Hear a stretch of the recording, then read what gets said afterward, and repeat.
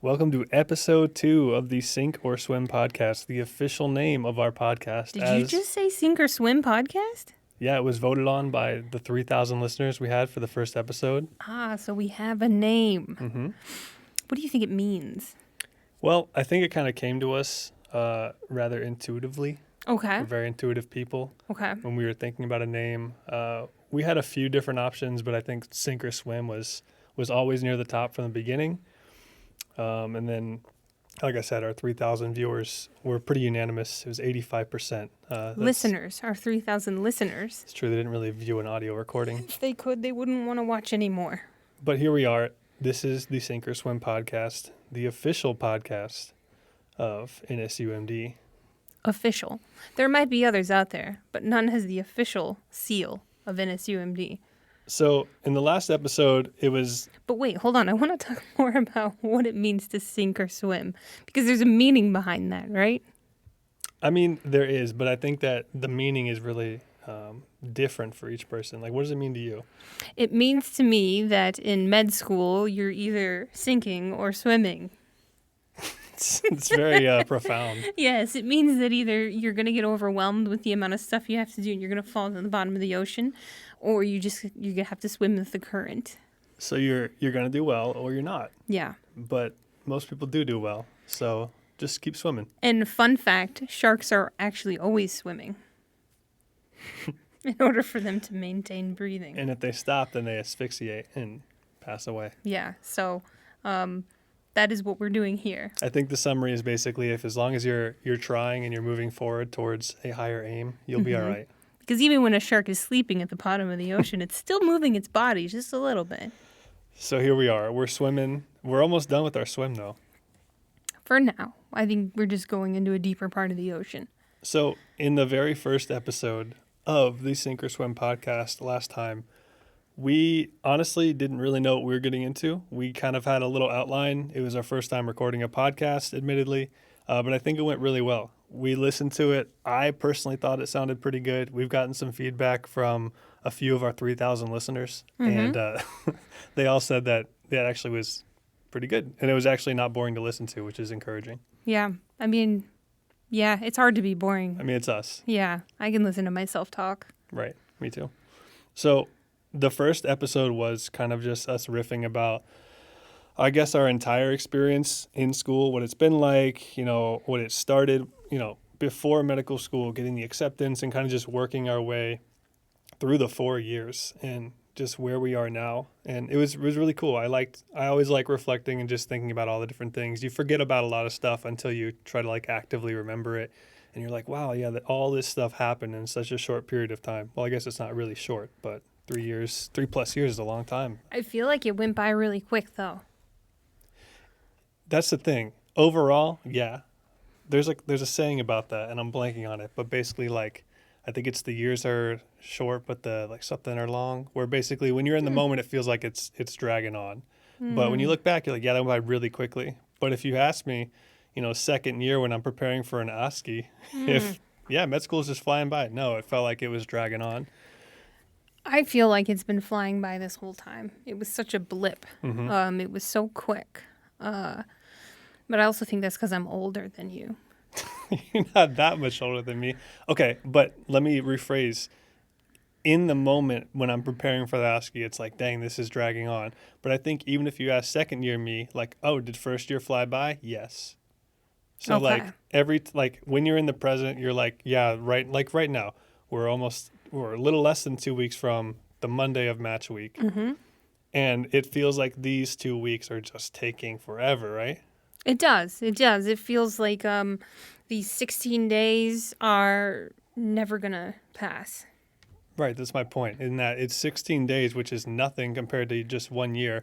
But we just said that, 3.5 years just flew by in the blink of an eye.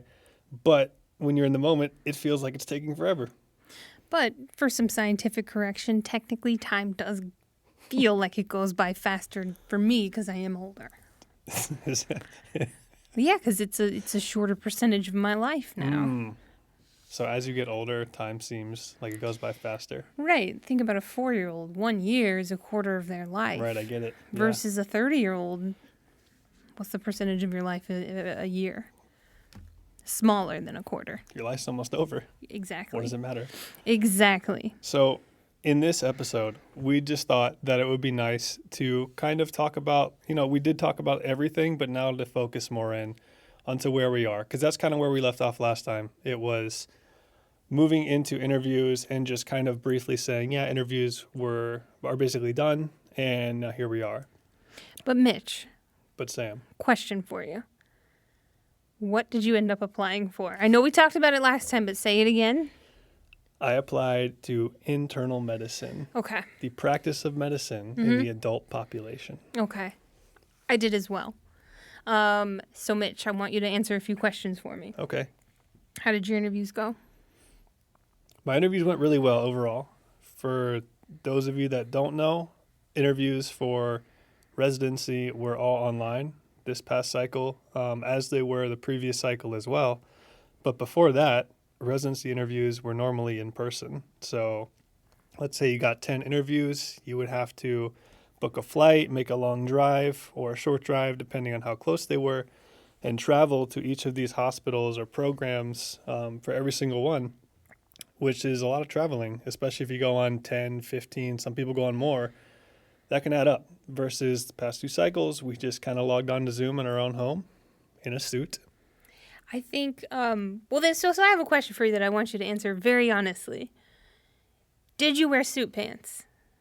Okay, so I know this is a very controversial subject. People have very strong opinions on this one way or the other. I am the kind of guy, no lie, when I go on virtual things, I have to wear the full thing. Wow. Even the shoes sometimes. No. The past few interviews, I wore just the tie socks. up.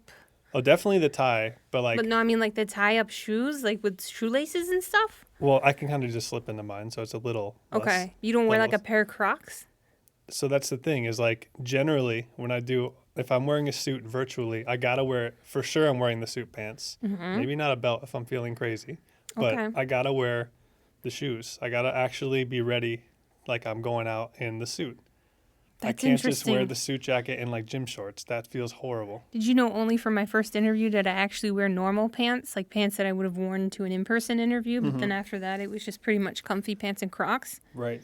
One of our classmates, I think he was just messing with me, but at the same time, I don't think he was. He said during one of his interviews, they made everyone stand up and turn around.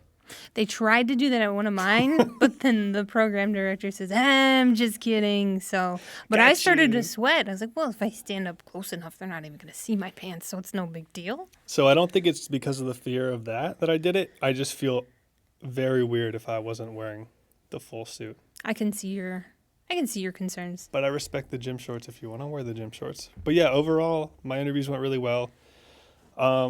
I don't know where I stand on if I think virtual interviews are the way to go. Like, should that be the standard? I know there's like tons of pros and cons. I don't think they are. I don't think they're going to be the standard. I hope they're not for residency. For med school admissions, I think they're here to stay. Because it's so hard to get into med school as it is anyways that you don't need to come in person to see the school. Most people don't have a choice. I know this could be like a long conversation with lots of pros and cons, and like I've had these conversations with like my friends and people I've met in the hospital and stuff or on this cycle. Like, yeah, I would have loved for sure to go to these hospitals and check them out and like feel out how the residents work together, what the facilities are like, all that.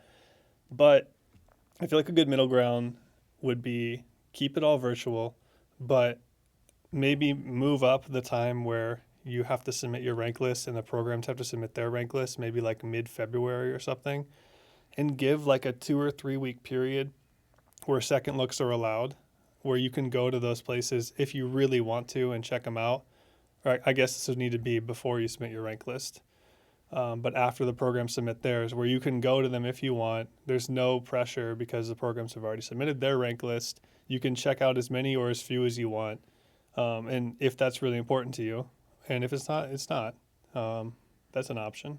I think it should just go back to the regular way. Yeah. Because USMDs have like a 90, as of last match, a 92% chance of matching. So it's not, in one side's, the ball's not completely in one side on one side of the court. Yeah. So No. it's really important that we see where we're going. Also, just like, I guess a matter of principle, when you change something so drastically, it's only been 2 years we've done this, and to say now, like, oh, well, this is just the way it is now, like, it's probably better just to go back to the way that it was. If it didn't, like, nobody was advocating for virtual interviews, to my understanding, before COVID. No. It was just like, people actually look forward to it. It was like, wow, I get to travel around the country and check out all these hospitals, see all these different cities. It's that's the fun part for med school, at least for me, when I was flying to different cities to see these places. But now the utility of Zoom interviews for med school is completely makes sense, and I think it's here to stay. But for residency, you have to see where you're gonna work.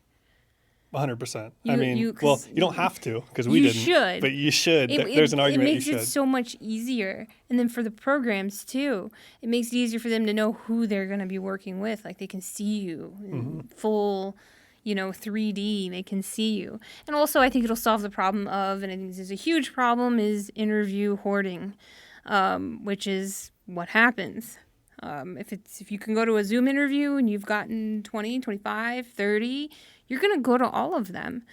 And you're not going to rank, you can't rank them all number one. And that's the thing, too, is like, it is a game at the end of the day of like matching somewhere. And shoot, if you get 30 interviews, like, I don't think you should go on 30 interviews, obviously. But like, there are people that, they're going to maximize their chances, even if that means bumping up their chances from 99.5% chance of matching to 99.9% chance of matching by going on from 15 to 25, 30 interviews. And part of me is like, yeah, that's ridiculous. You shouldn't do that, because those are 15 interviews that somebody else could have had. But at the same time, like, if there are no limitations on it, then you're just playing the game, Yeah. And I'm not saying it's right, but part of me can't fault people for doing that. No, you can't fault people for doing it, because there's so much investment that goes into this. So if you've received an interview, you've earned the interview, right? But it's hard in the moment to think, oh, let me give this interview up so someone else can have the shot. Very rarely do med students think like that, by the way. And there are like different alternatives that have been proposed to fix all that, like whether it be application caps or interview caps, or a cap on how many places you can interview, or the number that you can end up ranking.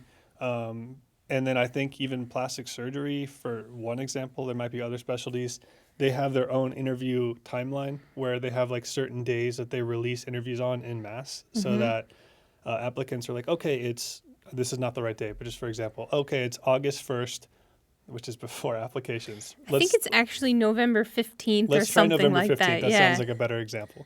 Okay, it's November 15th.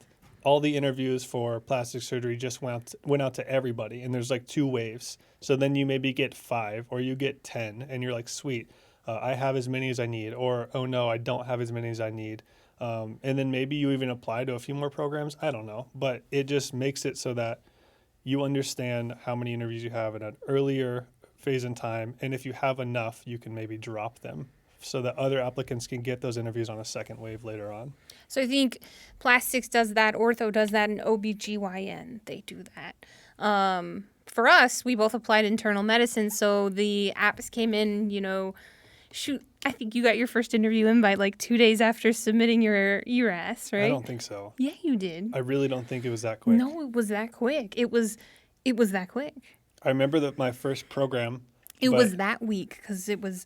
I think it was the first week. It was like 2 or 3 days, because I remember you were on the ICU rotation. I was on the Pulm rotation. Right, we were sitting there. I did get one within the first week, and then I think like I got one like every couple weeks after that, and then there was like a lull, and then I got a few, and then there was a lull, I got a few, and then it was like done. So I got like all of mine within the first 3 weeks, and then that was it. Yeah. That was it. I think that's like kind of, our experience was similar. Yours definitely came quicker and then died out quicker. Mine were a little bit more like trickle in, but we got around the same number of interviews.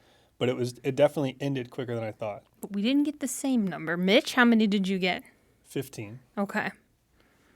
I got 18, so I lost the bet. And the reason we even bring this up is because we had a really important bet, very high stakes. Well, we talked about it during the last episode. In case you didn't catch it, or in case you care, we had a very important bet. Of course they care. Why wouldn't they care?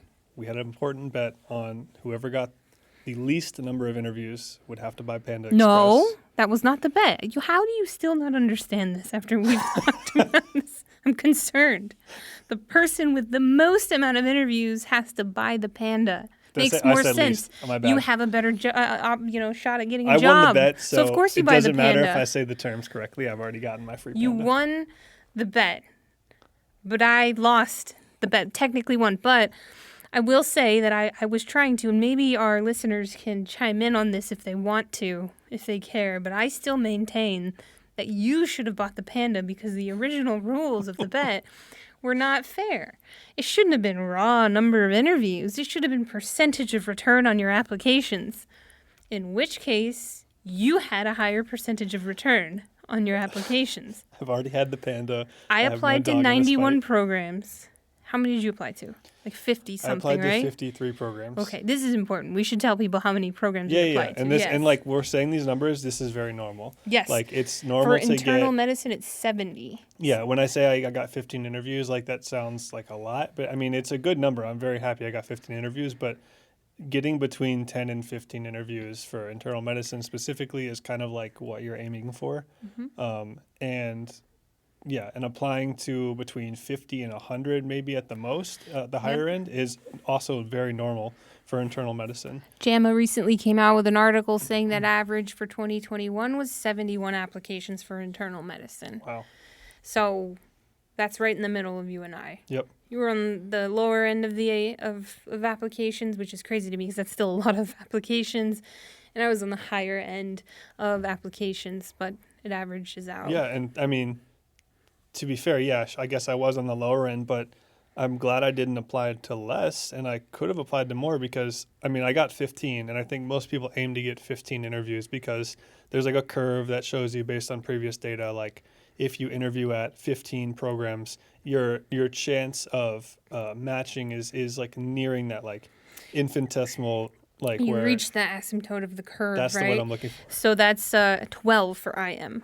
Yeah, it's around 12. 12 which is the like magic number. 99 point XYZ amount Yes. percent chance of matching. So like there's a point of diminishing returns around 12, 13 interviews. So 15 is what a lot of people aim for. Well, apparently there is a point, and this is per AAMC, and they have a whole little campaign really pushing for this, that there's a point of no return on the amount of apps that you submit as well.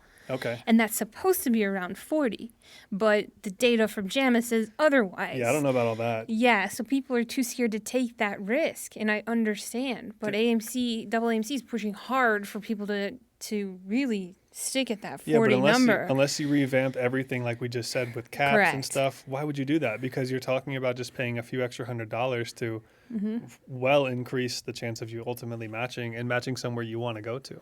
Real talk. How much did your application, how much did it cost? I could pull up my receipt. It was, and I feel like I'm going to really mess it up. Mine was $2,200.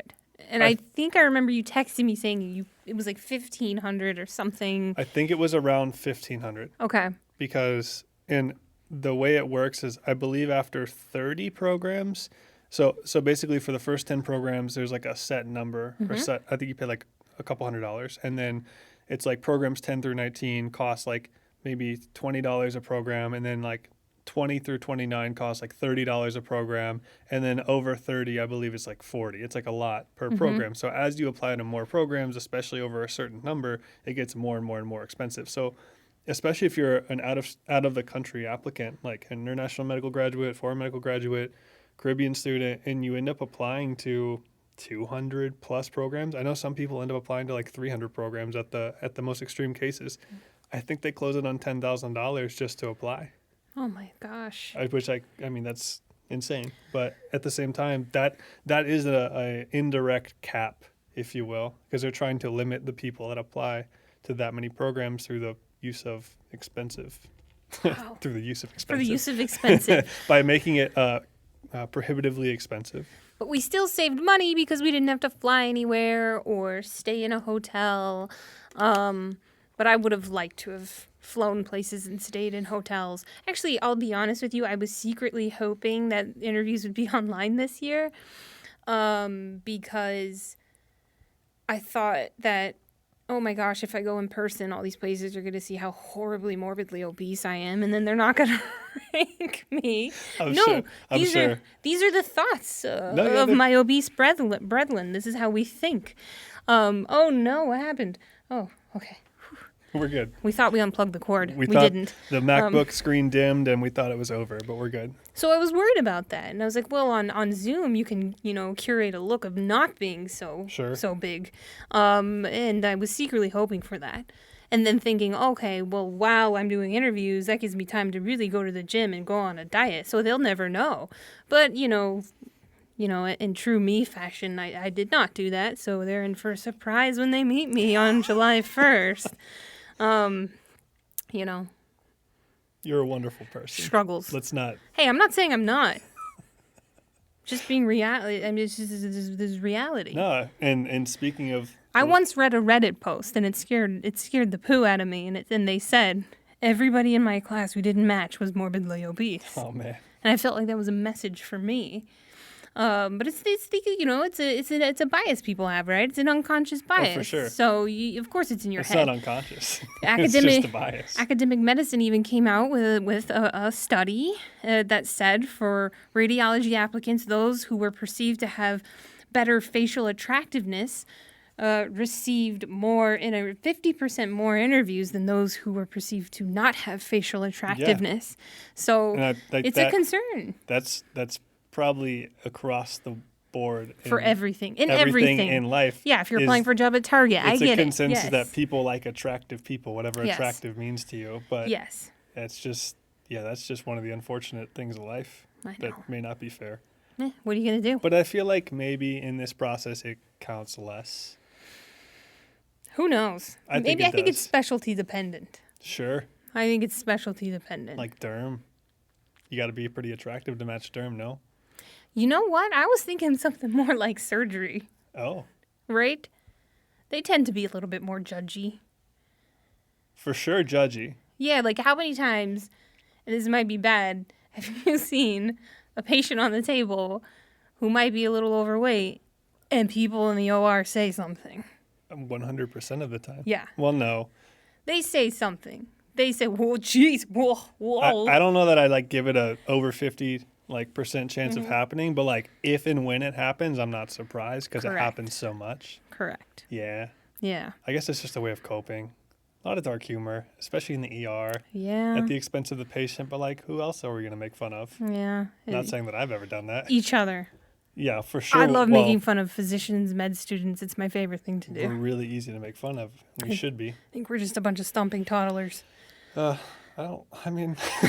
like to think of myself as not a stomping toddler. There's exceptions, but there's general toddlery behavior. Yeah, for sure. So we're kind of talking about our anxieties with the process. So let's just talk about a little bit of where we're at now.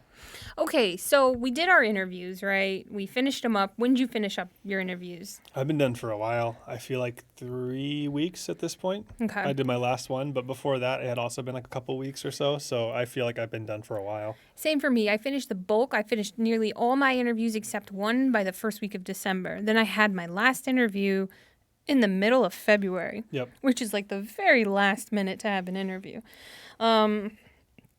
And I'm done now, and it's relieving. And we've certified our rank lists. Yeah, so just a little overview of the process. We touched a little bit on it last time. We applied to residency at the beginning of our fourth year, our final year of medical school in September. Interviews started rolling in, some immediately, but late October, early November, as I think the bulk came in for most people. Interviews started around November through January for most people. Mine were end of October. Yeah, end of October through end of January for most people. Mm-hmm. And then I also had one early February as well. But by the end of February, interviews are done. Yep. And on March 2nd, I believe is the date. Mm-hmm, that's tomorrow. We have to certify our rank list. So for those of you who don't know, basically, I said earlier I interviewed at 15 programs. I have to take those 15 programs, go on a website, and I have to order them 1 through 15 in order of descending preference. Or you can order them 1 through 12 if you hated 3 of them. You don't have to rank all of them. That's true. You're not obligated to rank any of them, but it behooves you, if that's the word, to rank as many as you can see yourself practicing at. Because if you end up not matching to one of those places, you have to go through something called the SOAP, where you basically scramble to find any available position anywhere in the country in any specialty. Fun fact, it used to be called the Scramble. And that was too disconcerting. Yes. So on March 2nd, that is the last day that we can certify or confirm and submit our list and not be able to edit it anymore, which is tomorrow, no? It's tomorrow. So Yeah. we rank 1 through 15 and the programs rank, say, a program interviewed 300 people. They're going to rank those people 1 through 300 for their 15 spots. Then we both submit our lists, and then there's a computer algorithm. Actually, the creators of it, they won a Nobel Prize for this algorithm, and it matches you with a single program. And it's supposed to be applicant favored, right? We can talk a little bit about how this process works. I will, and there is a disclaimer I want to put out here. If you're using this for actual advice on how to rank and how the match works, don't. You can go on the NRMP's website and watch their YouTube videos and read their forums and read exactly how the match works. But this is our summary, because there is a lot of confusion about how the match works. Even just a couple months before applying, me and my classmates were sitting around trying to figure out how it works, and there's a lot of confusion. So I don't think there's that much confusion. I think there is. I think maybe you're just dumb. I am dumb, but for sure there is, because No, I'm kidding. so one of the big things people do is they think maybe I can game the match by putting some less competitive programs first, or putting a place I don't really want to go first above the second place I really want to go, because I have a better chance of matching my number 2 than my number 1. How does that make sense? I've heard that before. Well, maybe So those people shouldn't be matching. you're right. So your number 1 program, the algorithm tries to match you to that program, and you will match to that program if, let's say nobody else puts it number 1, you're going to match there, regardless of what the program thinks of you. Right. Unless they didn't rank you at all because you were that bad. Right. Say they have 15 spots and they rank you number 16, but, whomever they rank number 12 was like, nah, I don't want to go here. You get bumped up to spot number 15 and you're going to match there. Yeah, so the algorithm will place you in your highest ranked spot that is absolutely possible. And it does work out in your favor in that it does favor the applicant over the program. So whatever I put as my number 1, it's going to make me match there unless all the other people that ranked at number 1 were ranked higher than me and fill all the spots before a spot is available for me. In that case, I'll move down to my number 2, and the algorithm will then be like, well, this applicant didn't match his number 1. So this number 2 spot is now considered my number 1. Mm-hmm. So it doesn't, so let's say you have 3 extremely competitive programs at the very top. That's fine. You can put them at the very top if you want to go there. And even if you don't match to those, it's not going to hurt you, where your number 4 program would have been your number 1. So you basically just truly put your preferences in order, and the algorithm does the rest. That's the summary. Not too hard to understand. There's no way to game it. No. But yeah, the NRMP website is a fantastic resource. They have a really neat video animation about how it works. So we've submitted our list. We have them certified, and we just wait now at this point. And it's the worst. It is. It's Maybe it's better for some people. Yeah. And we're handling it fine. And I'm being a little dramatic by saying it's the worst. It's just a weird feeling. And I don't really know too many other comparable situations where you could be. It's more about where you're going to live, I feel and where you're going to train. Yeah, that causes a lot of anxiety, not just for you and I, but for our spouses. They are also in this state of flux. I say more so for our spouses. Yeah, because how do my husband he's got to find a job in one of those places, or just stay in this place. It's a state of flux, which I think is uncomfortable. Yeah, and it's one thing if your job is, I don't know, is able to be transported. My wife works remote, so it's a little less stressful. your husband's a professional that has like a very specialized job. So it's not as easy just to like pick up and move in 2 months notice to one of a lot of different places.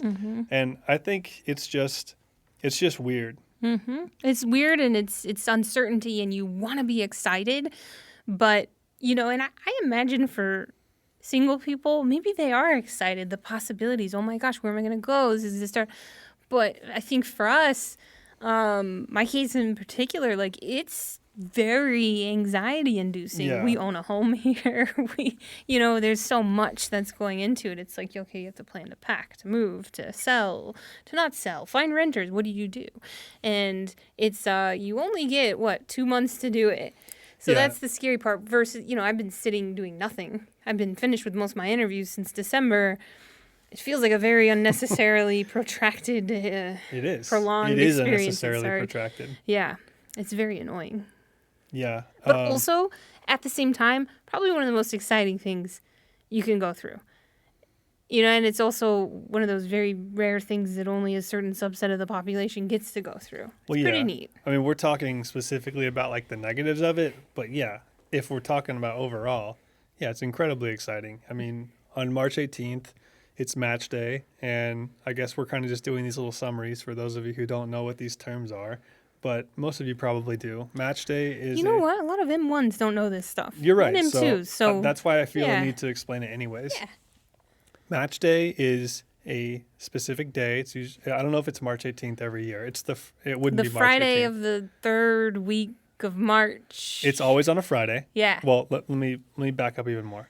So there is match week, which begins with a Monday in March. So we have less than 2 weeks to know that we've matched. That's correct. So on that Monday morning, we get an email. And what does the email say, Mitch?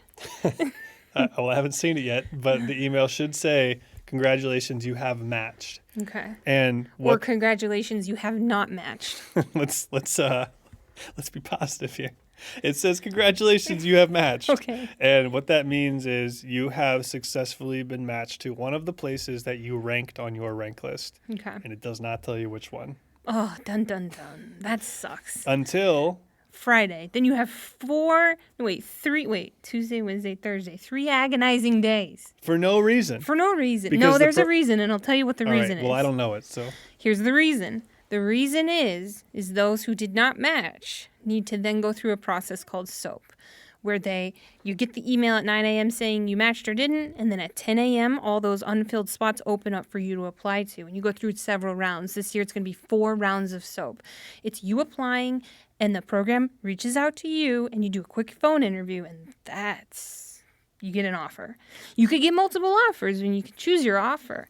And that takes about 3 days, and then on Thursday it closes, and they know where they've gone. So that's why you wait till Friday, so we can all do the match ceremony together. Fair enough. All right, well, you wait 3 days, yeah. And then what I was getting to is match day. Mm-hmm. So that is the Friday of match week. It is a day around the entire country. I don't know how it works outside of the U.S. I assume maybe it's similar in Canada and potentially other countries, but let's just talk about the U.S. for sure, because that's where we live. Yeah. Match day is the Friday, and basically all around the country. Well, wait, we should say anybody who's participating in the NRMP match, no matter what country they're in, will have it. This is going to be their schedule. That's true, because there's people from outside of the country. Correct. But this is for U.S. medical residency programs. Yes, but they're applying too. Right. So this is how it's going to go. If you're submitting your list to NRMP and you've applied through ERAS, you're trying to come to America, this is a schedule for you. So basically, around noon, everybody is having a celebration or a gathering at their school. That's noon Eastern time. Noon Eastern time. Everyone finds out where they matched at pretty much exactly the same time. Your school will have usually an envelope for you where you open it up and see where you matched. You'll also get an email shortly after that confirms where you matched at. And where you match is, to my understanding, a binding contract where you cannot back out of it. Your rank list is a binding contract. Right. 1 through 15, 1 through 12. By participating in the match, you're agreeing that where I do match is where I will practice. Mm-hmm. And by saying no, you're basically barring yourself from ever matching again if you were to do that, which you wouldn't. Right. No, that's why it's very important when you submit the list. You have to see yourself at the place, like Mitch said. Yeah. So it is a really exciting time and a really nerve-wracking time, like we said. I think once we actually open up the place or open up the envelope, see where we matched, you kind of immediately envision yourself there. And once the initial shock wears off, it's going to be incredibly exciting because that is the culmination of all the work you did. I feel like it's more important than graduation. Oh, for sure it is. Yeah. Like, I mean, not that graduation's important, not to undermine getting your MD degree or your DO degree or whatever. It's just when you match, it's almost like graduating because you just basically got a job offer to be a doctor at a hospital. And it's a second chance, a fresh start at starting over good again. Another fresh start. Yeah, another fresh start. Yeah. So it is very exciting, but very nerve-wracking. So I want to ask you a couple questions about your interviews. Okay. Like you said, you went on 15 interviews. Question for you. Did you like them all? Did I like them all? Since this is semi-anonymous and we haven't said any programs that we're interviewing at or anything, no. Okay. But I didn't. No? I didn't. But you ranked them all. Yeah. Yeah. And I say that jokingly. Like, sure, I liked them all. Did I like them all equally? Of course not, which is why we have the ranking. But I think they were all pleasant, I should say. And most of them I really liked. So no weird questions. You didn't get any weird questions from anybody. Definitely didn't get any weird questions like that stuck out to me. But I did have a couple uncomfortable interviews. I remember most of them, honestly, were really, really relaxed. Like just almost like you were just chatting with somebody, informally. Like they would just kind of make a little joke and lighten the tension. And you guys would just talk about random stuff on your application or about the area or the program and just shoot questions back and forth. And it was really relaxed. But I had a couple that were like super formal where they just would drill me with questions the whole time in a very like just very organized manner. Not that they weren't being like disrespectful or anything, but it was very like rapid fire. Yeah. And then the other end of the spectrum, I had one interview where, you ever have any interviews where the camera was off for the other person? Oh, well, I did. No, that's weird. It's very weird because yours is on. Yeah, that's yours is who on. are you talking to? Because like, what are you going to do? Turn yours off? Yeah. No, you're the interviewee. How strange. Yeah, and you're just staring at a black screen with the person's name, and you don't know which letter to look at because, like, you have to look at something, right? You can't just, like, look around. Ooh, yeah, that was hard. Yeah. They're just a voice. I'd rather just be on the phone. Yeah. Because then no one's looking at you, but you know they're watching you. So no weird questions, but that was weird. How about you? Well, any experiences? I think it's like, not weird, but maybe weird. Maybe aggressive. Though I had one chief resident just blurt out, "Why should I pick you?" And I didn't have a good answer for that.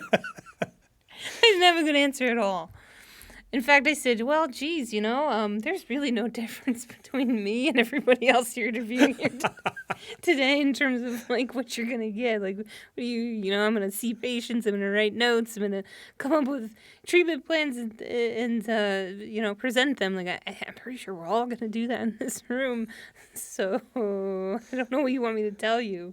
It's always a hard question for me. Well, thankfully, I only had that question once.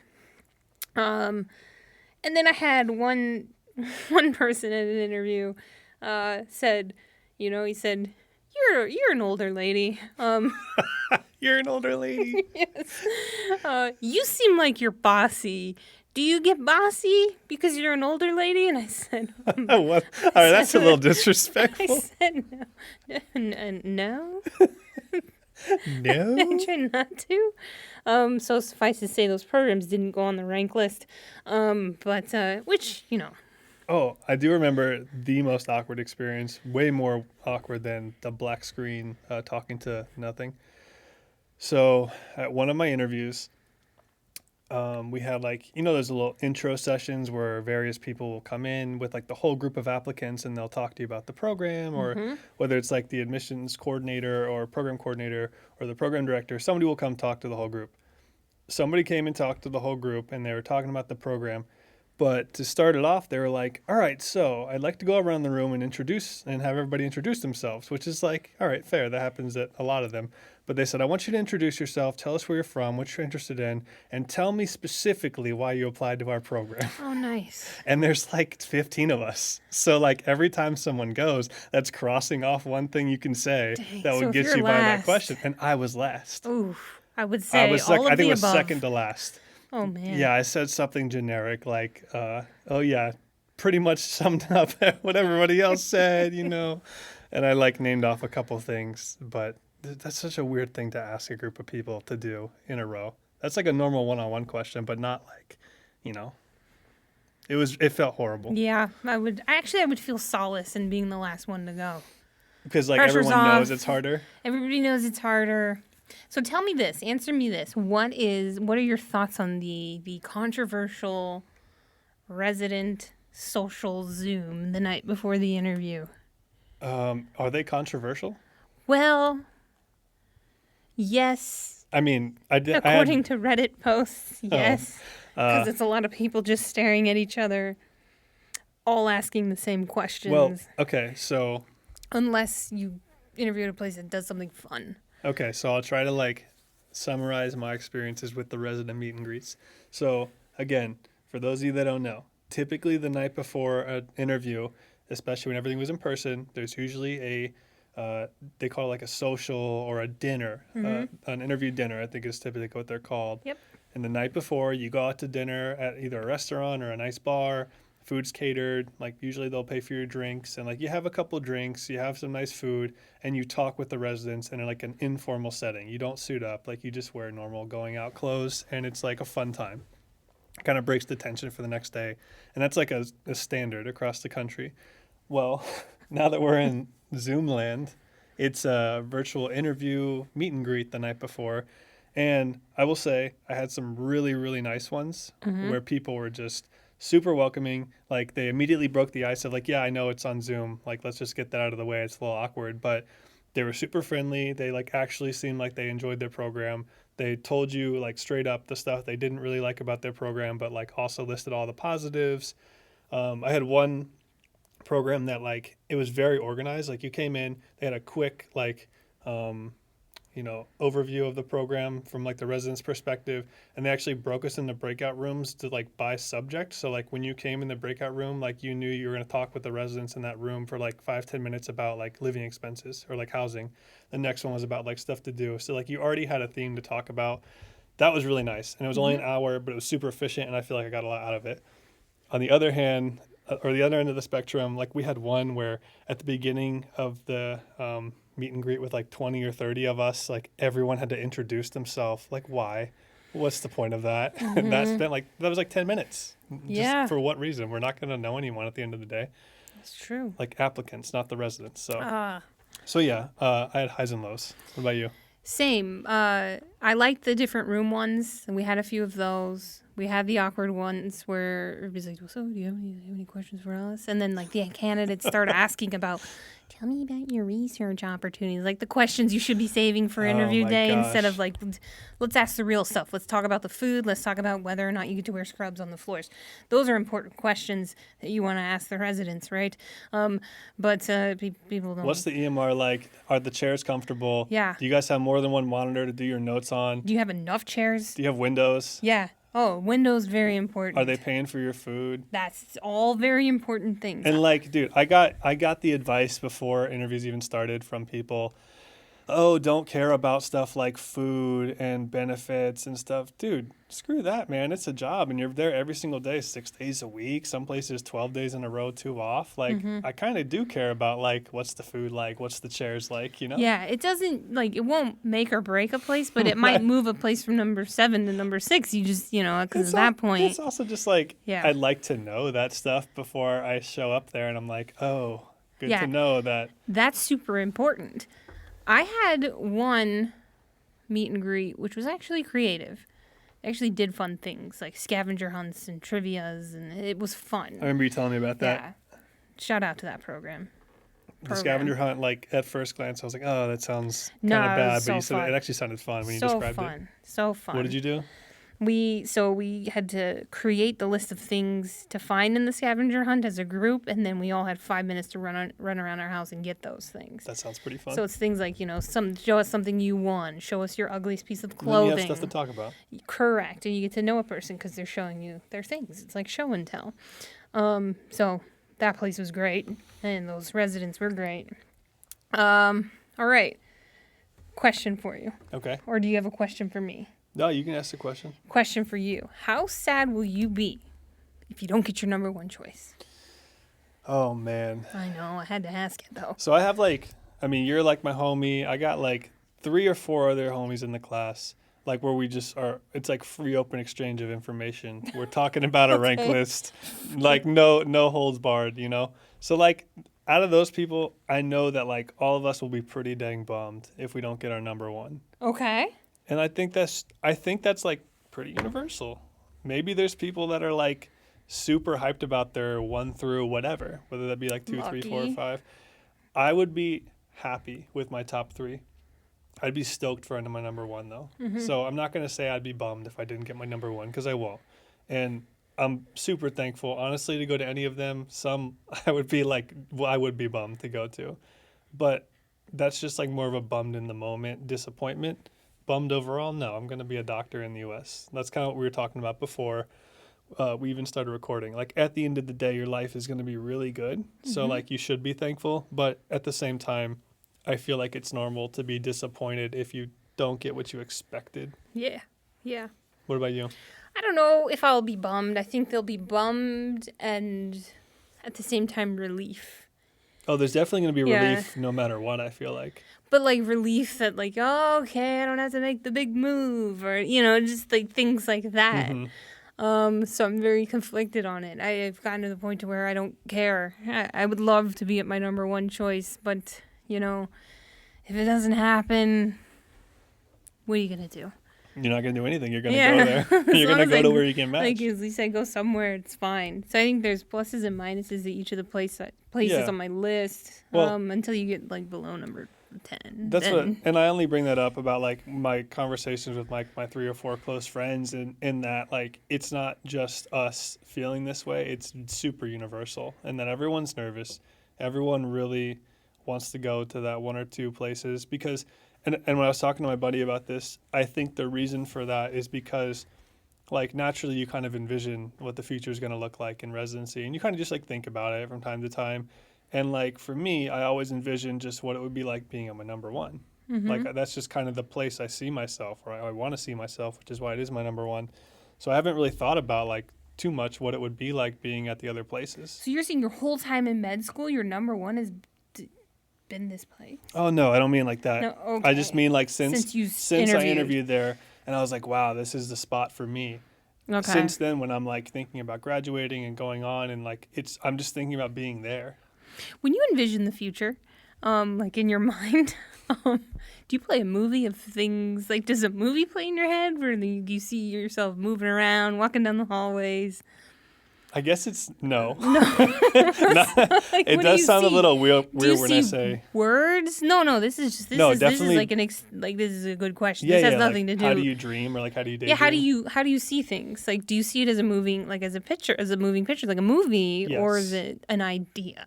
It's not just like an abstract word. It's not like just words. No, I definitely like see pictures. You play out the There's movie. visuals to it. Yeah, sure. Or is it just like a bunch of random pictures? Yeah, it's definitely not like playing going out through a like movie. a photo book. I'm not like rounding in my head. No, so you don't imagine yourself walking through the halls. No, it's more. I think that's a good. Bringing home your son. I can't like speak intelligently about something so deep, but like.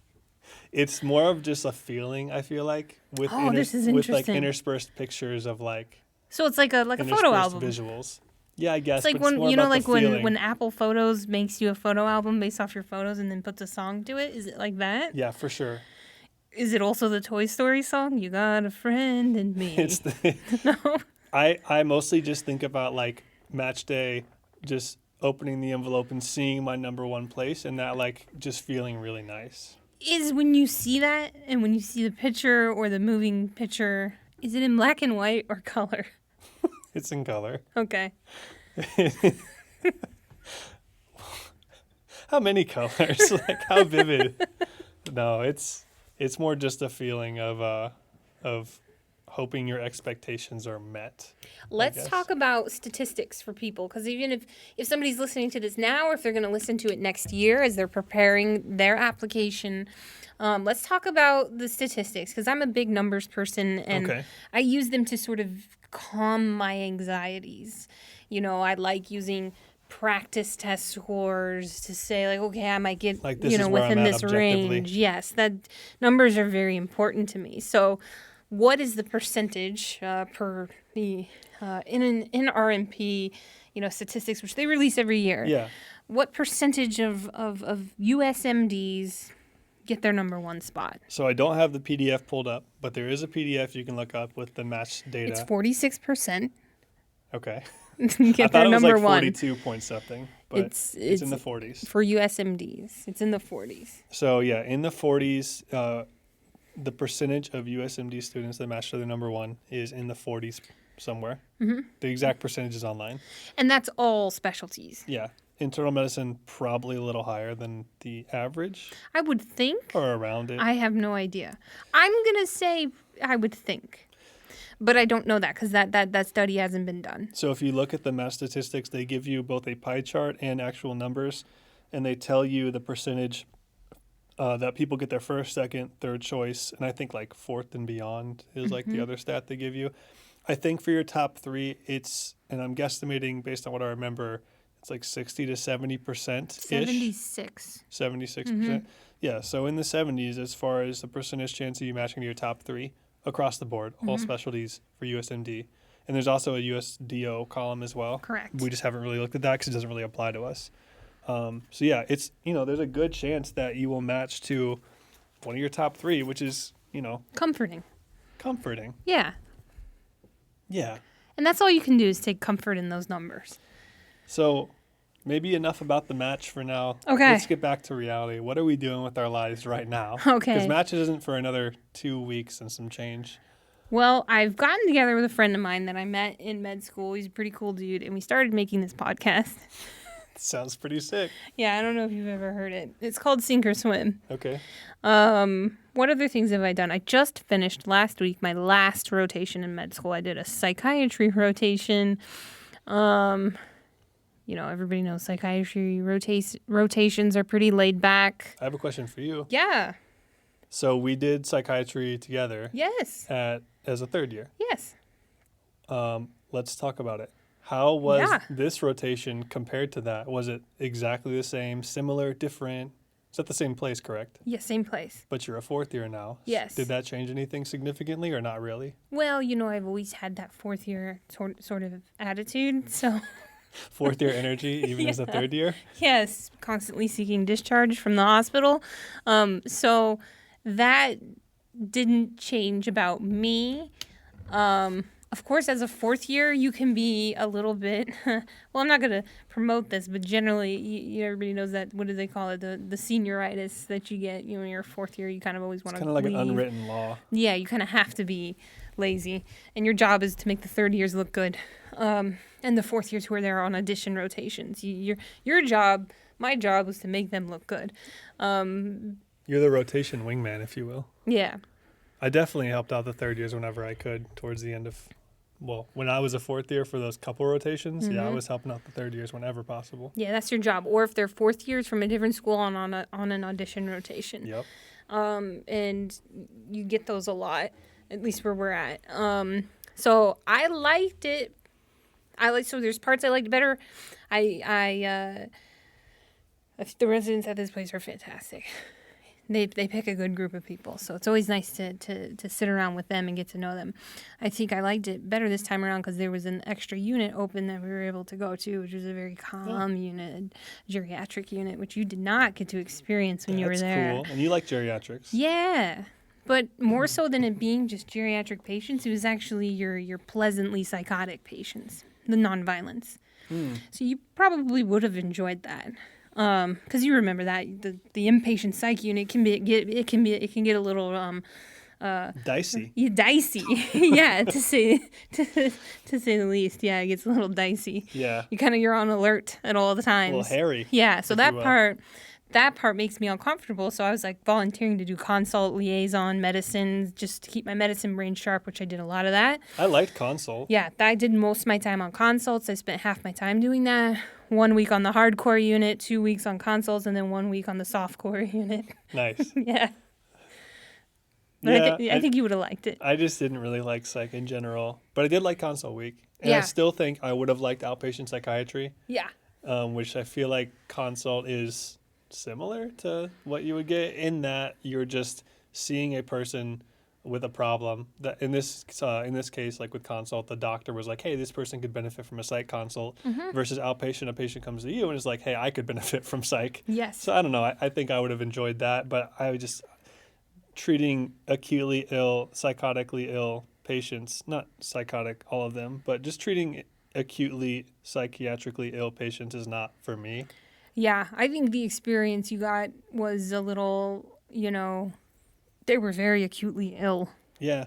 And it sucks. Because you're talking like a high acuity inpatient psych unit, in Miami. Not to disparage that at all. Like, people No. do get very sick psychiatrically. Yeah. And I'm glad they have a place to go. Yeah, I don't feel like I'm good at it. No, it takes you have to be built for it. Yeah, agree. And the people there were built for it. They're doing residency now. Yeah. But you have to have an extreme amount of emotional resilience to be able to do that work. And I feel like I do have that in certain aspects of medicine, but that particularly was not a good spot for me. And that's good. That's good. That means that rotation did its job. Yeah, it did its job. It did its job of saying, this isn't for me. And that's good. They wouldn't want anybody there that it wasn't for. Semi-related, Yes. but not really. Yes. On my OBGYN rotation, the first time I saw a C-section, there's also the first time I saw a baby be born, like up close and personal. Me too. I felt really weird for the rest of the whole day. Messes you up. Yeah. It's violent. Like, it wasn't traumatizing, I'm not going to say that, but it definitely screwed me up in some way. I don't even know how to describe it. It's violent. It's carnage. You're laying witness to carnage. You have a person laying on the table who's awake. Yeah. You are opening their body. It You are was setting their guts aside. You are opening up an organ. You are pulling out a human being. That human being is going somewhere to be wiped off, and then you're stuffing guts back inside, sewing the person's still laying awake on the table. And they can feel their body being tugged at, and they can hear their kid crying for them. It's super surreal. It's surreal. And there's a level of carnage and violence to that incredibly unnatural. Sure. Glad it exists. Yeah, I'm not saying that it was a bad thing. Like, especially in that case, I remember specifically they needed a C-section, but just it's very unnatural and unnerving. It's fast, too. It's not like when you're in surgery, when it's everything like is minutes. methodical, laid out. You got the square with the blue paper, and you're going, where they're going to make their cut. It's very planned. A C-section can go one way or another, and they got to be quick. They got to get that baby out. They got to pull it out. Stuff is flying. Wet stuff's getting on your face. Like, it is... I was always anti-wearing booties, but not after my OB rotation. You everything gets everywhere. I think it's just you are seeing carnage. You are seeing the disembowelment of a human being on a table. Yeah. Yeah. Thanks for explaining why I was traumatized. That's not traumatized. It's okay if you were. I wasn't. The Like, I was clerkship literally did its job. fine. It's just I was so weirded out by it. Again, More power to imagine the OBGYNs of this world and the Yeah. psychiatrists of this world. bless them. Amen. That's how I had felt when I went on my peds rotation. This is not for me. So, what are we doing right now? Okay, Back to what yeah. we were talking about as I revisit third year. So yeah, psychiatry. I just finished that up. Had a great time. You know me, so I really liked psych, and I Yeah. was thinking, which one do I do? Do I do IM? Do I do psych? Do Really I glad do you did IM. both? Me too. When I saw the attendings that I worked with last year, they said, why'd you end up picking IM and not psych? I said, well, I loved IM. And he goes, well, there's your answer. Psychiatrists, we hate IM. And of course, he was generalizing, but I think that was similar for me because you probably weren't as undecided as I was. No, as soon as I left my IM clerkship, I knew IM was probably going to be the thing I was going to do. And I kept an open mind on everything else, but nothing was IM. Nothing can compare. I mean, same with me. But something you said reminded me of this specifically. It was that when you said psychiatrists hate IM, and like, so that makes sense to you, chose IM. EM docs don't really like IM either, generally speaking. And I really like both, but I like IM more. Okay. And I think all my EM colleagues or the people I met, like, we had a lot of overlap in the stuff we liked, but I feel like I remember I had a patient on my EMOA, and it was newly diagnosed diabetes. Like we diagnosed her with diabetes, and she was in mild DKA, and she needed to be admitted. And I was like trying to figure out, like, all right, let's start her on insulin. Let's like figure out the dosage, and like just start her on insulin right now. And the ER team was basically like, I don't want to start on insulin. Like, that's hard. Like, not that they couldn't do it. It's just like we have to do calculations. Like, I don't want to do that. Like, let's just wait till she gets admitted, basically. And I'm like, that's not right. Like, this person needs insulin. Like, we're not going to wait, or we shouldn't wait hours just because it's hard. She needs insulin now, so let's give her insulin now. And I think that was one of the moments where I was like, I care more about like what's going to actually happen to this lady beyond just we figured out what the problem was. We know we need to admit her. Let's go see that next patient, which is EM. Mm-hmm. And I'm not disparaging EM. I love EM and I love aspects of it, but like that's where it fell short for me. And I think that's where psych fell short for you. Mm-hmm. So yeah. You wanted to see the ending of the story. Yeah. You wanted to follow through. Yep. So you made a good choice. I'm glad we both made a good choice. As far as what I'm doing right now, what are you doing? Why don't you finish up? What are you doing other than just psych? Because you're done with psych. Like, what are you doing to pass the time right now? Well, I'm on admissions committee here at the school. You're being productive. I love admissions committee, we can have a whole other podcast about that. If people have admissions questions, I think it's fascinating. I think it changes lives, and it's super meaningful work for me. Sure, I'm glad it is. I absolutely love it. I see you at the interview days, doing the lunch panels, telling people the students' perspective. That's my way of being involved with it, because I also think that admissions is extremely important. It does change your life for sure. You have the ability to change someone's life when they get into med school. It's important. It's super important. And it's not for everybody, right? For most of your applicants, they are a certain type. That's how it is. You get those few applicants where this acceptance is changing their life in terms of like it's breaking their social, their social reproduction of their, status, socioeconomic status. Like that's a big deal. It's a big deal. Yeah, you're taking them out of one, rung of society, and they're going to another. It's not all you, but it's them. That's the work they did. But being a part of that, being a witness to that, is rare and really cool. I agree. And I have a similar passion for like just teaching. Like everything you said, I feel the same about teaching. Like when you can explain something to somebody and then you see that click of like they finally understand that knowledge, and like now they're going to keep that with them forever, or at least they'll have that to build on. I think it's really cool. So, and that's why you are... what are you doing right now? You're teaching people. Kind of. What are you doing? Well, I'm tutoring a little bit. So as far as like what I'm doing to pass the time, I'm tutoring a little bit for step 2. It's fun. I'm just doing it on my own. I didn't want to work for a big company. Go ahead and email him if you... Please don't. No, okay. You can if you want to, for sure. I'm tutoring a little bit. That's been fun. It's been nice just to kind of prove to myself that I remember some stuff from school. I actually did learn a few things. Helps you retain your information. Helps me retain a few things. Best way to retain your information is to teach it. Absolutely agreed. But what am I doing? That's just a minority of my time. What I'm actually doing most of the time. Playing video games. I'm playing video games. Oh, how original. A med student who plays video games. Sam doesn't play video games like at all. Well, I play a lot of video games. This is a point of... It's just a it's different a point interest. Of divergent for us. It doesn't mean we don't get along. I actually appreciate that you play video You're my games. homie. You're always trying. I'm playing Elden Ring right now. It's amazing. She doesn't even know what that is. But yeah, I'm playing a lot of video games. Nerd alert. I'm lifting weights. Yeah. And I'm just buying time. Nice. That's really it. I did recently become a member of the Peloton cult. I'm completely brainwashed. Go on. I love it. This is not sponsored by Peloton, but I got to tell you how much I absolutely love that bike and those coaches. And I've been doing that a lot. Would you say it's changing your life? Absolutely. I have gotten into cycling too. I'm not good at it. Marissa really loves it. You don't have to be good at it. It's not about being good at it. It's just enjoying your time. Yeah, it's good cardio. It's good coaching, too. Yeah, it's fun. It's very positive. We're not sponsored. Hashtag not sponsored, but I love them. Yeah. I absolutely love them. I do not own stock in them or anything.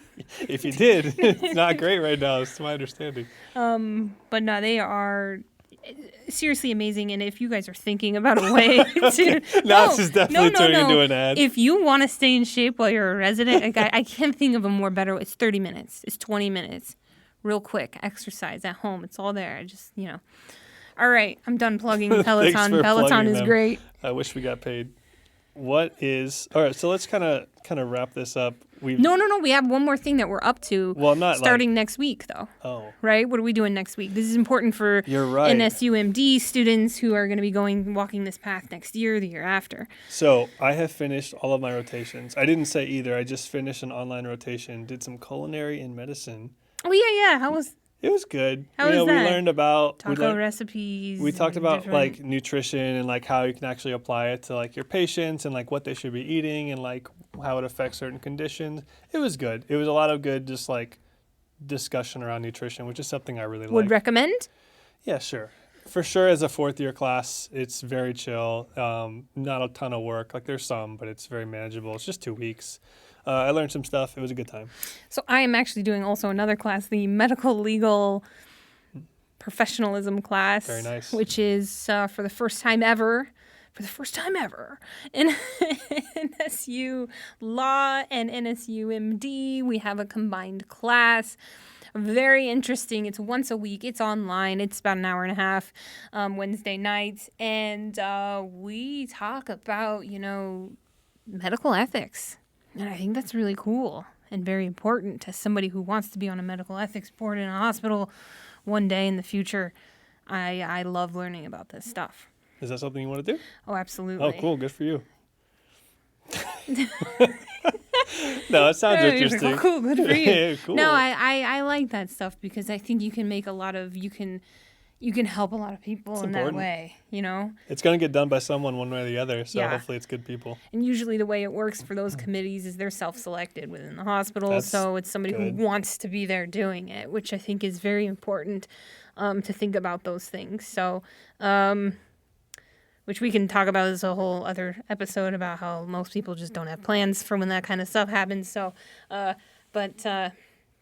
I love the class. But it gives me a perspective of the law student.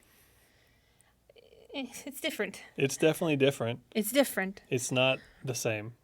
No, because when a lawyer is retained, they represent their person, and it shouldn't their client. Be the same either. Right. So, we also have discussion boards where they ask us some sort of ethical question. Med students answer it. Law students answer it. There's always a line drawn in the sand. The law students always answer one way. The med students always answer another way. And it's super interesting. I have a question. Yeah. So this is for the wider audience that might be wondering, what are you doing to prepare for intern year, if anything? Do you need to do anything right now? I would argue no. Okay, so I was thinking, we'll talk about this. I want to get your recommendation on this. But yes, I am preparing. I'm trying to do more cardio because I went on an interview when the PD told me I needed to get in shape. So I don't think he's wrong. You do gotta walk around a lot and walk upstairs and stuff. Okay. So you're talking about like physical preparation, not mental. Yeah. All right. Yeah, I need to be physically prepared, right? I think that's totally fair. So I've been riding my Peloton. I was gonna start going to the gym tomorrow, the school gym, because I know there's a big set of stairs. And I got to work on my stair stance. So you go on the stairs to the gym, knocking out 2 birds with 1 stone. Yeah, so I figured, the NSU gym stairs are really long. Yeah, they're They're huge. very steep. So I'm going to go up and down those and then go on the Stairmaster.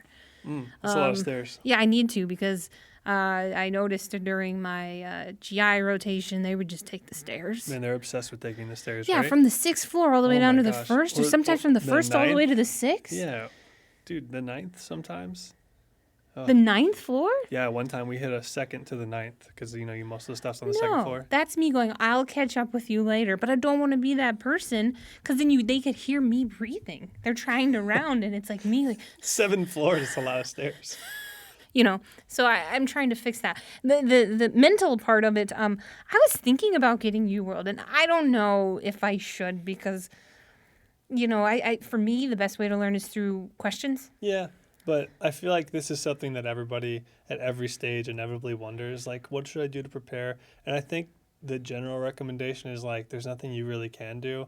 Like, just before med school, like, there's nothing to do. Like, you don't need to, like, pre-study or anything. You just kind of show up and do it.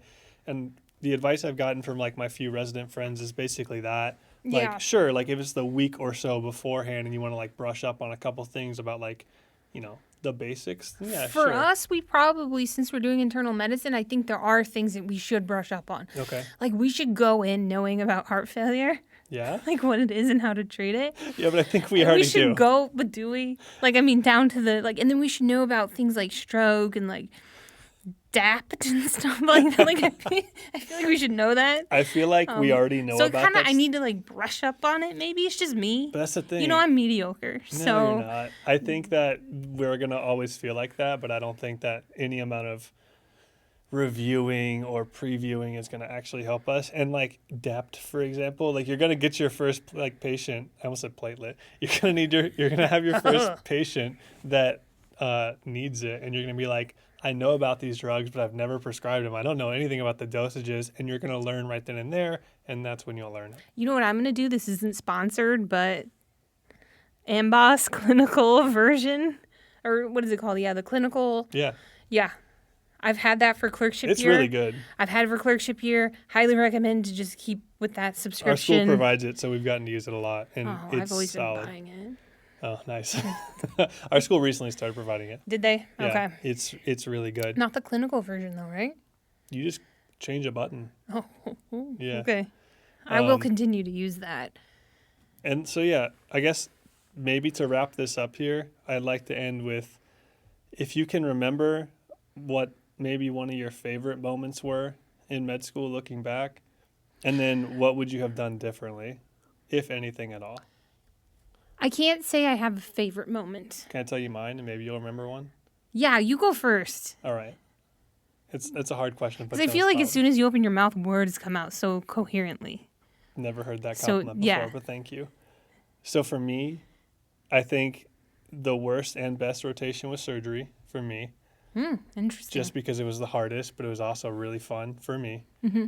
And I think some of the stuff I saw in that clerkship was just, I remember like helping with different surgeries and like actually being the first assist to the surgeon where like you're holding stuff and moving stuff aside for them. We did like a tumor removal of this guy, like a young guy with a duodenal tumor. Mm-hmm. And I remember just like looking down at whatever view we had, like the surgeon had exposed, and you could see like the IVC and like the biliary like area, and the pancreas was like down there. Was and I the there? duodenum. Was that the one where they cut out that real long, nasty part of intestine? Probably. It was all red they and angry. Did, yeah.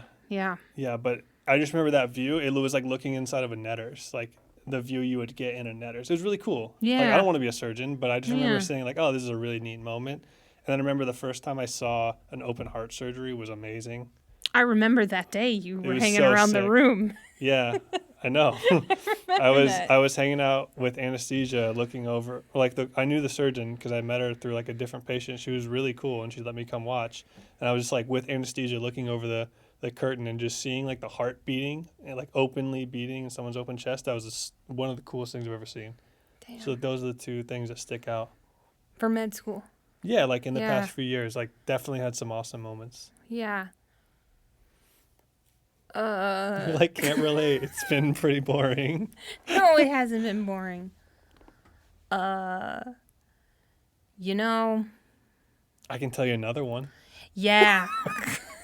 let me just Keep make throwing my 'em at me. experience sound so much cooler. Yeah, keep throwing them at me. The first time I saw an EP study, like an electrophysiology study, that was amazing. Yeah.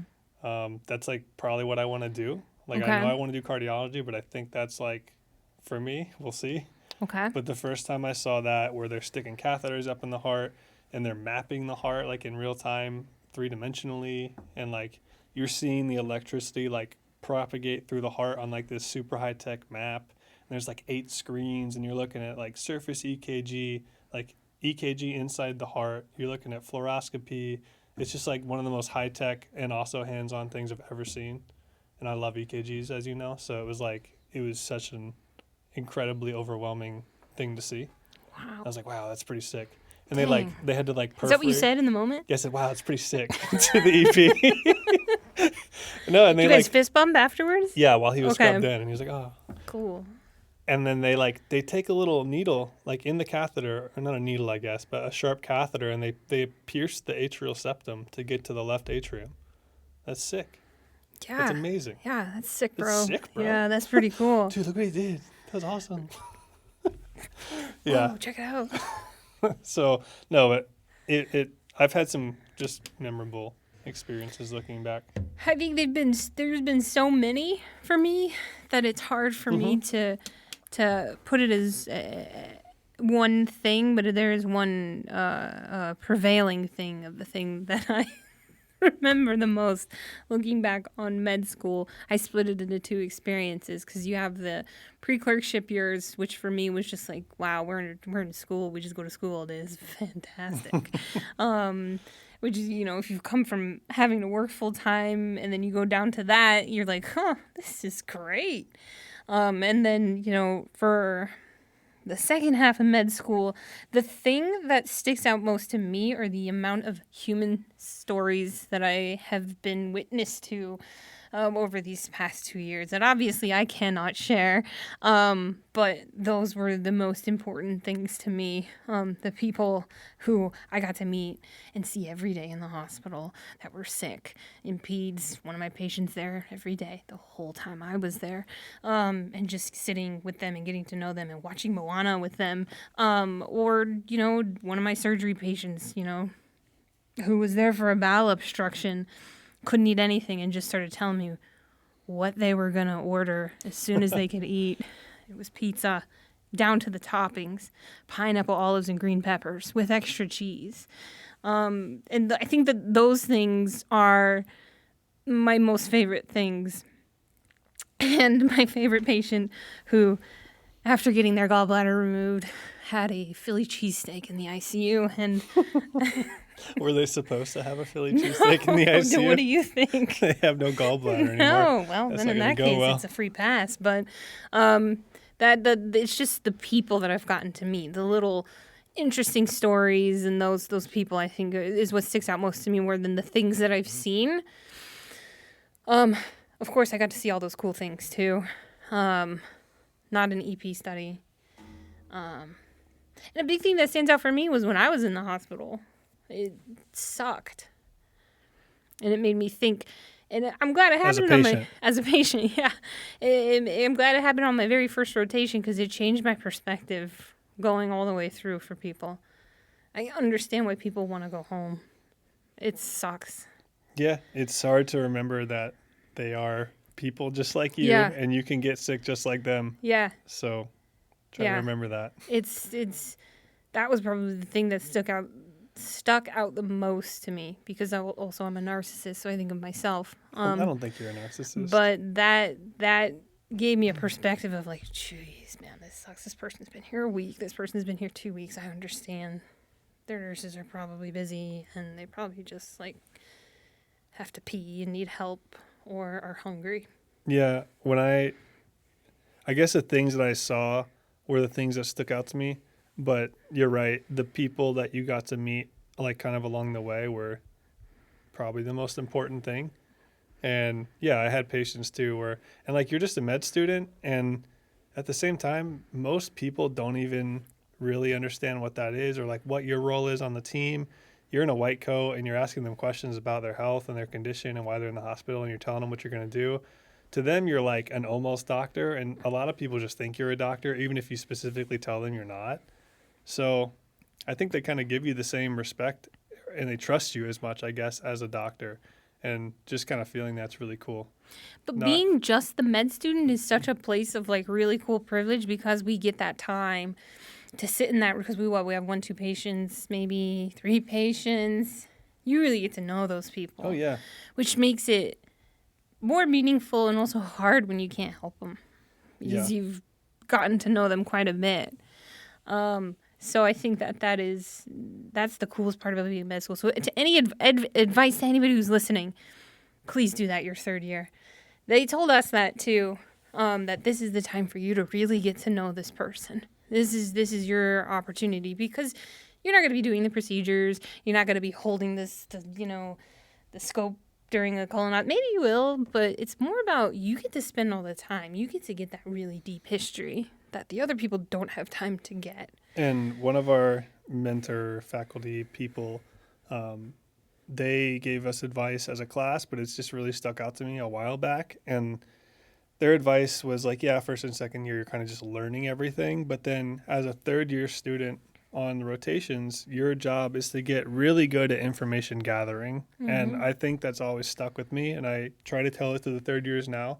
And it goes along with what you're saying about like you have all the time.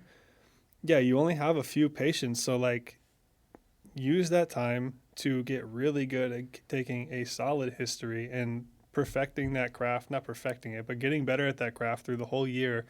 And at the same time, you're getting to like learn these people's lives and who they are and what brought them here. But you can really extract a lot out of the history that may end up actually helping their care if you find something out that other people may not have found because they simply don't have the time, whether that's right or wrong. You do. So right.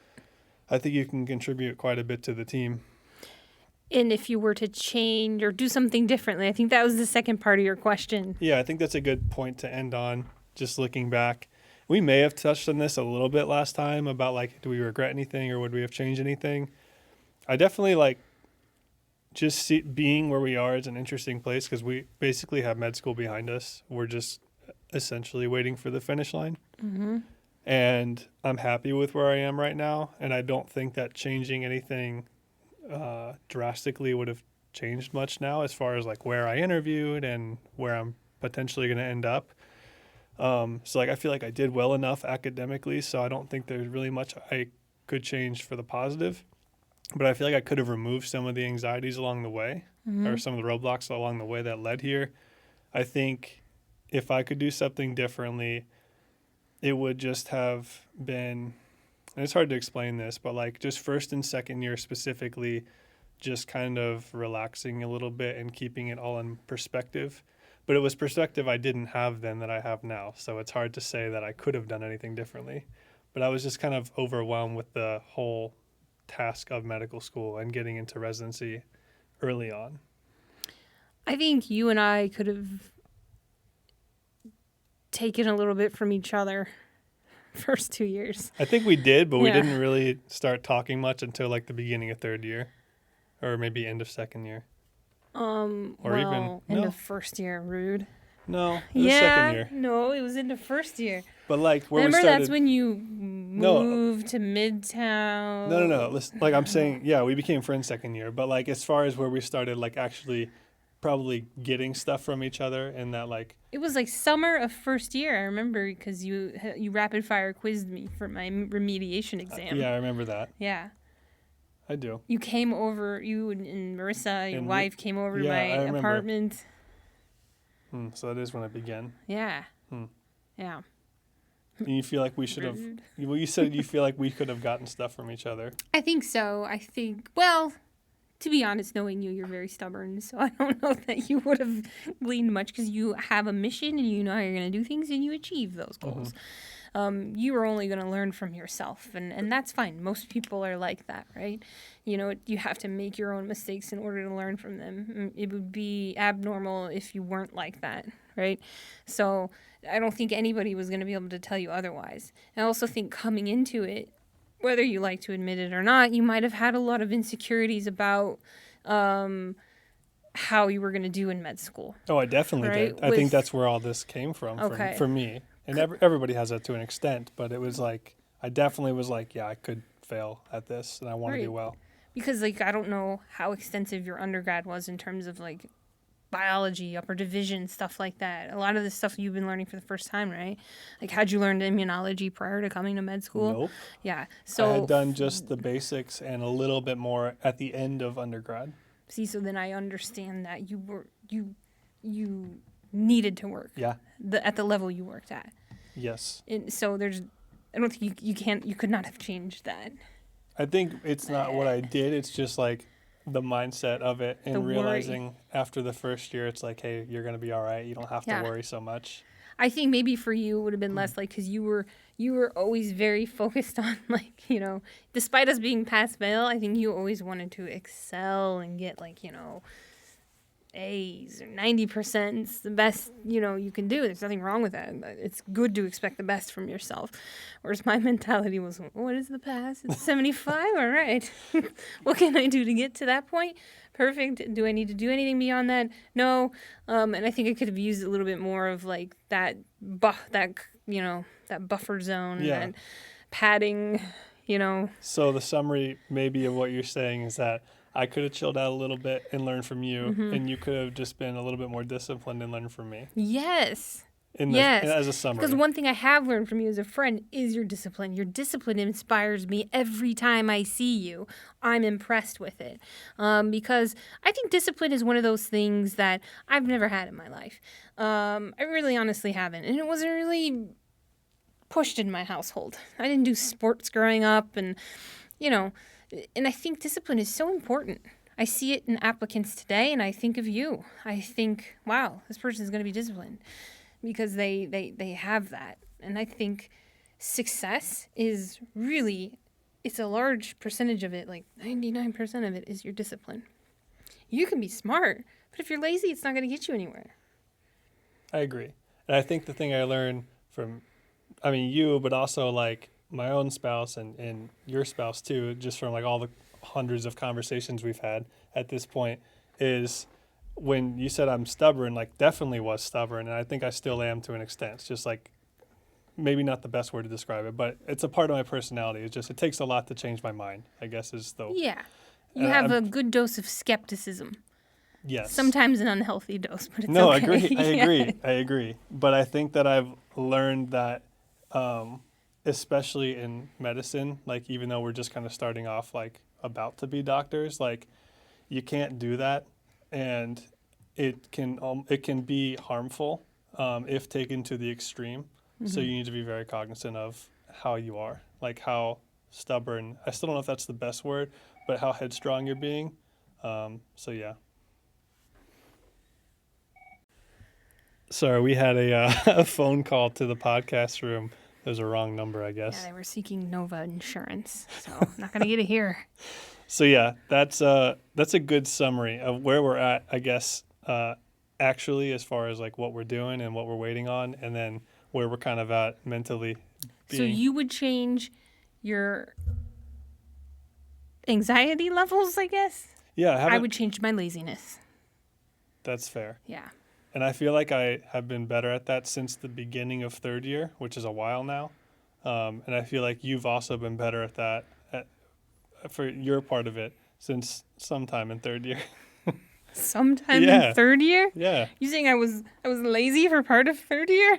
No, I would never say that. Rude.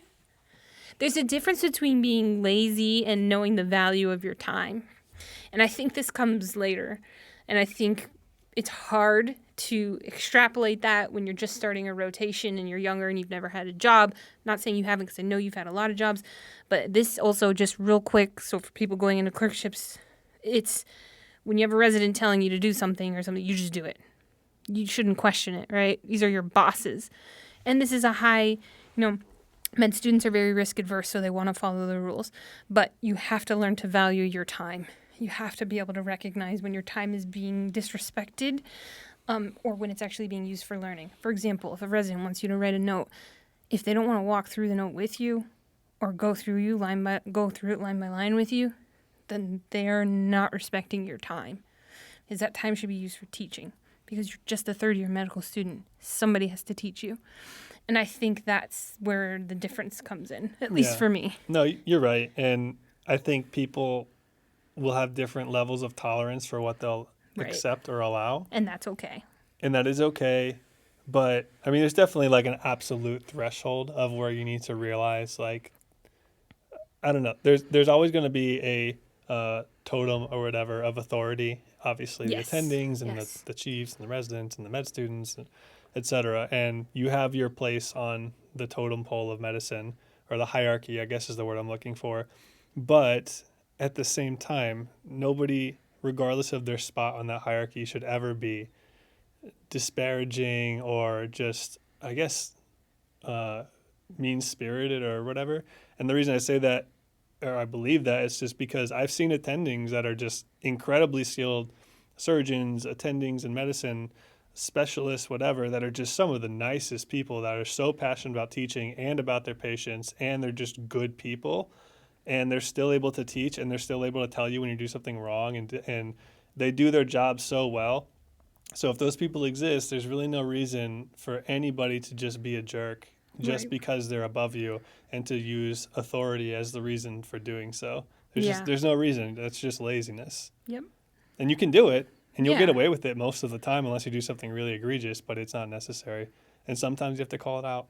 Sometimes you have to call it out, and there's other things that are more benign. Like sometimes the residents will be excited because med students will be overly anxious and eager to write notes.